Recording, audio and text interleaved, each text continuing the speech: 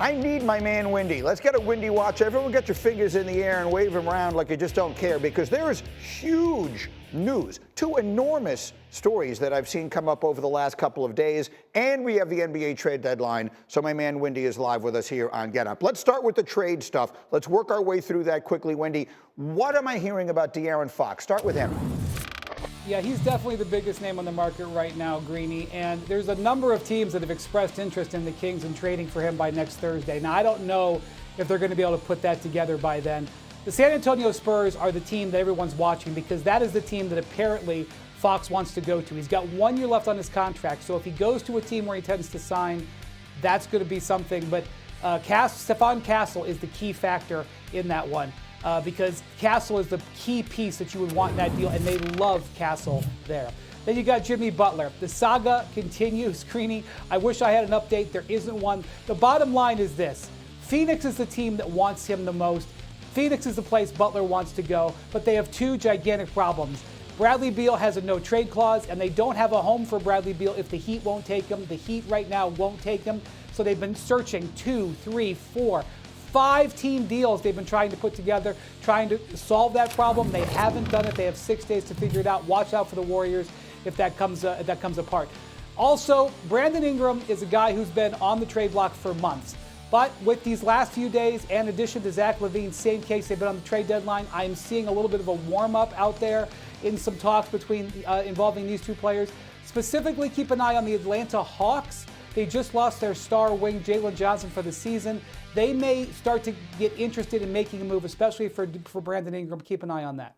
Okay, excellent. So that's sort of the basics here of the trade deadline stuff, and we'll keep a close eye as we work our way towards that. It always comes during Super Bowl week. Now, 2 other huge NBA stories. One of them breaking yesterday. Terry Rozier, there is a federal investigation into betting patterns that involve him.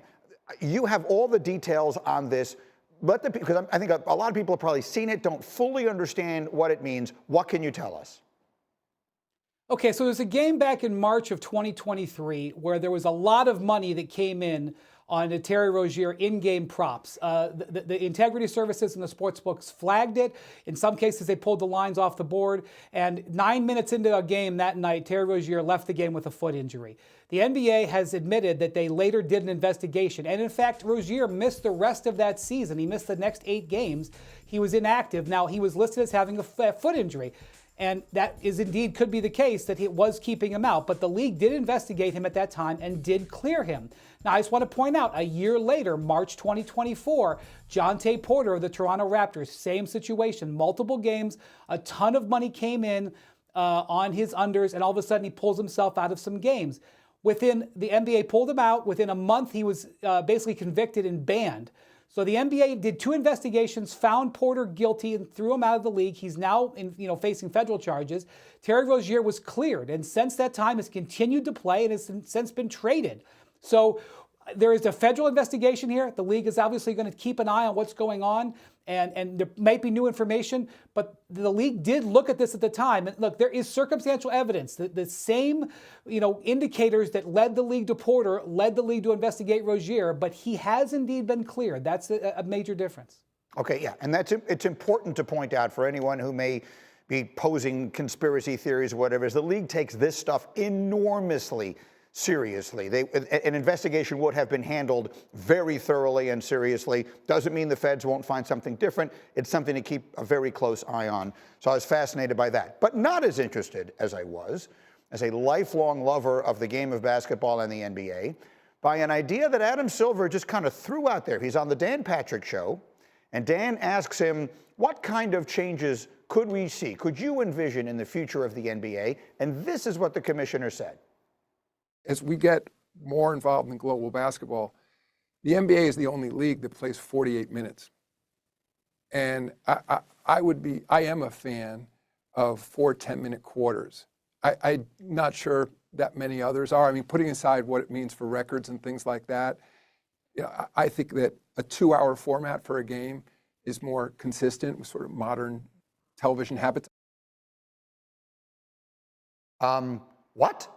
Did the commissioner of the NBA, who I consider to be one of the smartest people I've ever met, Did he just seriously float the idea, Wendy? That's, I guess, what I'm asking you. Seriously float the idea of changing the game, the time of a game in the league from what it has always been, literally from the inception of the NBA 70-something years ago, from 48 minutes to 40? Okay, so let me just say two very clear things here. Number one, he was being asked by Dan Patrick whether this was for a hypothetical, like what change could you see? This is not something that they are currently considering. In fact, they just had a competition committee meeting and a general manager meeting this week, and Adam didn't bring it up either, okay? But the second thing to point out, now we know this is how he feels, but there might be a reason why he's floating this, even if it's something that's years down the line, and that's because the NBA is getting more into the interest in global basketball. They are considering creating a European league, and if sometime in the future the NBA would like to compete against European teams on a level playing field, like you see in soccer where teams across different continents play each other, you would need to have a standardized game. So I don't think it's something happened now. I do think it's a very interesting discussion. I don't think he was being flippant because I do think he's got long-term plans, but I don't think you're going to see it happen next year or anything like that. I understood. But when we all watch it in the Olympics is the one time that probably most American basketball fans see it. But you cover as much international basketball as literally anyone I know. The 4 10-minute quarters is the format basically everywhere else that basketball is played, except for America, where in the NBA we play 48 minutes, and in college we play 2 20-minute halves on the men's side anyway. So that's an interesting. It's an interesting thought that's the direction that he would consider. This did come up. Who was asked about this? Oh, Michael Malone and Steve Kerr. They both weighed in. Here's what they said. Barnum and Bailey, where we're just doing whatever you have to do to keep viewership, because there's a history and a greatness to this game, and I hope and a purity to this game that I hope we can find a way to stay true to. I think it's a good idea. I mean, I'm not saying it's, for sure the right thing to do, but we got to think of everything we can do. Because the one thing we know, the league is not going to cut games out of the schedule. I wish they would, but they're not going to. I don't think any of the constituents are going to agree to that just because of the revenue loss. But if we're not going to do that, then shortening the games, lengthening the calendar season so you get more rest for the players, I'm all for that. And very quickly, Wendy, that's Steve Kerr, who, of course, coached the Olympic team, so he is very familiar with the format. Final word, Windman. Yeah, I think the thing is, the way I took it, and I don't want to speak for Adam Silver, but the way I took it is he would consider this for viewership purposes, not for necessarily for player health purposes, although that would be an ancillary benefit. So what Michael Malone said, I think, was accurate when it was like, don't want to shorten it just for ratings. Look, that thing jumped off the page at me. I immediately said, call Windy, and as always, the Windman is there when we need him. Windy, have a great weekend. Thank you. We'll see you soon. Tonight, we got a star-studded NBA doubleheader coming your way. We got Jokic and the Nuggets. We got Maxey and the Sixers. That's 7 Eastern. Then it's Steph versus KD, the Warriors and Suns. NBA Countdown starts tonight, 7 Eastern.